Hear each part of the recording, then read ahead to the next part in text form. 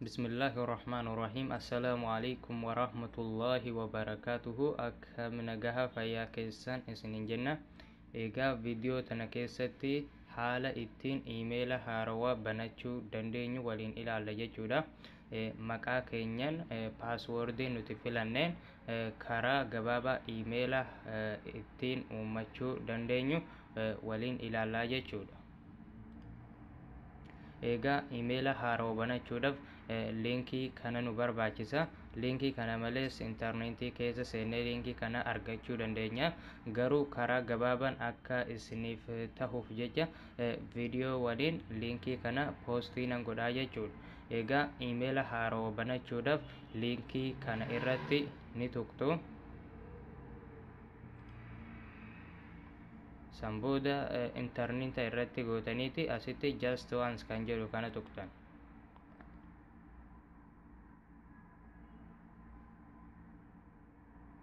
Egaa sanbooda haala kanaan isiniif fida jechuudha. Asirratti create a new email account kan jedhu kana fuula bakka qullaa amma agartan kana jechuudha. Iimeela haarawaa banachuudhaaf bakkeen qullaan kun jalqabarraa hanga dhumaatti guutamuu qabaa jechuudha. Haala inni itti guutamus waliin ilaallaa jechuudha. Jalqaba irratti first name kan jedhu kana maqaa keessan itti guuta.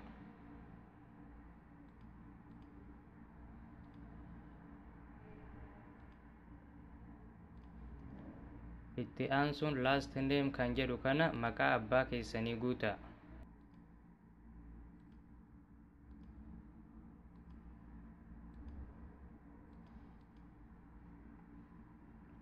Itti aansuun gender kan jedhu kana dhiira tahuu shamarran tahuu keessan yoo dhiira taatan male kan jedhu kana irratti yoo shamarran taatan male kan jedhu irratti guutuu jechuudha.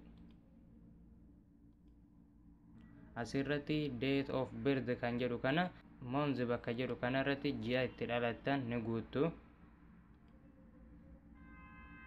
Lammaffaa irratti day kan jedhu kana guyyaa itti dhalattan ni guutu. Ammallee year kan jedhu kana bara itti dhalattan ni guutu.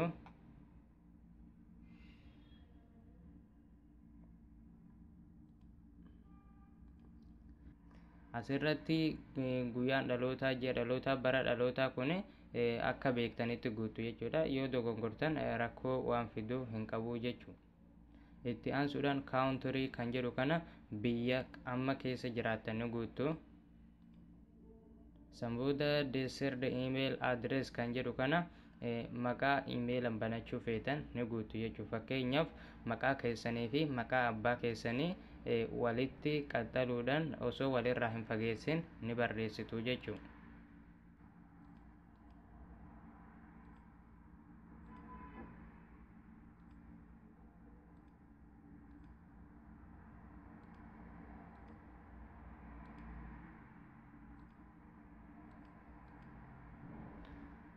Egaa haala kanaan barreessitanii booda maqaa fakkeenyaaf maqaan ani godhadhe Ahmed Muhammad kan jedhu kanaan iimeelli kanaan dura banamee yoo jiraate maqaa kanaan gamta lammata iimeela banuun hin dandeenyeefu lakkoofsa adda isa godhu fuulduratti lakkoofsa baay'ina hanga barbaaddanii jechuudha itti dabaltu jechuudha. Fakkeenyaaf Ahmed Muhammad 55 sanbooda asirratti aatii inni nuuf barreessa. Asirratti mail.com kan jedhu kana tuqtanii iimeela banachuu feetanii mail.com email.com usa.com myself.com jedhee haala kanaan hedduutu jira.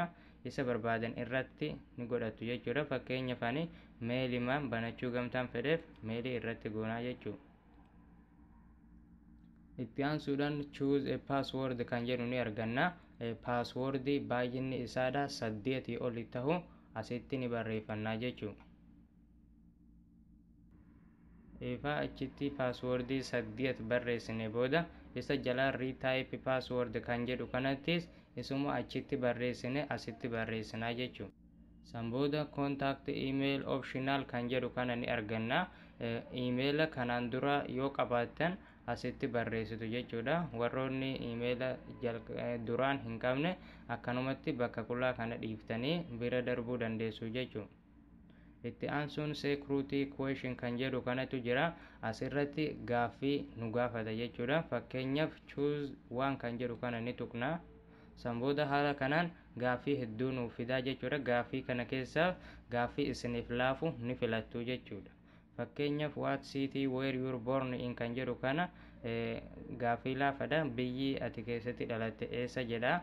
Isa kana tuqneeti san booda dan jennaan jechuudha.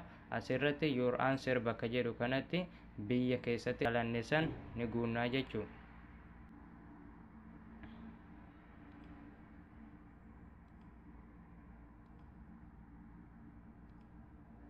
Haala kanaan biyya keessatti dhalanne yoo guunne san booda itti aansuun verify your registration kan jedhu kanatu jira jechuudha.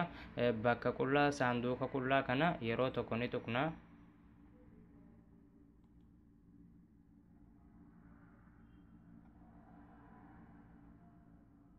San booda haala kanaan asitti raayitii nuuf godhaa jechuudha. Egaa dhuma irratti I escaped create my account kan jedhutu jira. Garuu I escaped create my account kan jedhu kana tuquun duratti of duuba deebitaniiti iimeela asitti guuttan kana jalqabarraa kaasee hanga dhumaatti waan jiru kana mataa keessanitti qabachuu qabdu jechuudha. Ammallee paaswoordii asitti guutan baay'inni 8 kana mataatti qabachuu qabdu jechuudha. Dhuma irratti dhufuudhaan I escaped create my account kan jedhu kana ni tuqxu jechuudha. Egaa san booda haala kanaan asitti nuuf fida jechuudha. Iimeela sirrii keenya asitti nuuf barreessaa jechuudha. Fakkeenyaaf iimeelli kiyya ahmedmuhammad55@mail.com kan jedhu kun iimeela kiyya jechuudha. Paaswoordii asirratti nuuf hin barreessu. Paaswoordii isuma nuti sila itti guunne santu paaswoordii keenyaa jechuudha. Egaa eefaa haala kanaan nuuf fidee booda dhuma irratti continue to inbox kan jedhu kana ni arganna. Isa ni tuqna.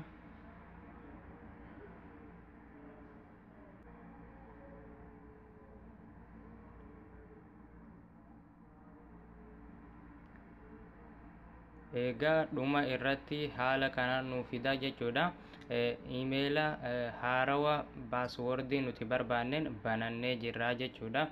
Egaa eefaa haala kanaan isiniif fide carrafattanii jirtu jechuudha. Iimeela keessanii fi paaswoordii keessan jabeeffachuu qabdanii jechuudha. Akkasuma iimeela saniin waa hedduu gmail banachuu dandeessu. Akkasuma pileestooriidhaan akkasuma feesbuukaan waa hedduuf gamta isin fayyaduufu iimeela fi paaswoordii keessan akka isin duraa hin banne ni qabattu jechuudha. Egaa har'aaf haaluma kanaan asuma irratti xumurra jechuudha. Egaa sagantaa itti aanuun hanga walitti deebinutti turtii gaarii.